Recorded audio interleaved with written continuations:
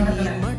நீங்க சொல்லுவீங்க யாருக்குமே நடக்கல, எனக்கு எப்படி? யாருக்குமே நடக்காதது நடந்தாதான் ஆச்சரியம். அந்த ஆச்சரியத்தை தான் நீங்க பார்க்க போறீங்க. இந்த மாதம் அந்த ஆச்சரியத்தை தான் நீங்க பார்க்க போறீங்க.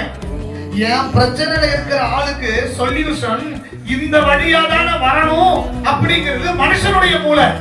ஆண்டவர் சொல்றாரு எந்த வழியா வேணாலும் வர வைப்பேன் அப்படிங்கிறது தேவனுடைய மூளை. அல்லேலூயா சொல்லுங்க.